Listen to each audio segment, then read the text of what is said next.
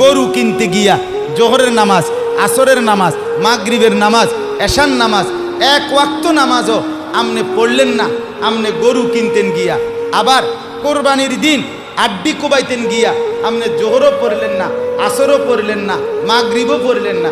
আমনে যদি এরপরে আইসা এই মাইক দিয়েও কন আমি আল্লাহর জন্য কোরবানি দিছি, আমরা বুঝছি না কেন? আমরা সিরা খাই, আমরা সিরা খাই, হ্যাঁ আমরা অনন্য ভাত খাইছি, এই মাত্র ভাত খাইছি, আগে তো খাইছি, আজকেও তো এই বেশিক্ষণ হয়েছে না ভাত খাইছি। কি সিরা চাবাই আমি বুঝি না কথা বলে। অতএব আমনে মানে উনি মনোযোগ দিয়ে কোরবানি দেয়, এটা হলে মানে মনোযোগী কোরবানি, একেবারে খুব যত্ন নিয়া মনোযোগ দিয়া কোরবানি করতে আছে। জোহর আসর মাগরিব এটি তো আইয়ে যায়, বোঝেন নাই কথাটা? এটি তো কত শনিবার কত রবিবারে কত জোহর কত আসর আইসে গেছে। আমি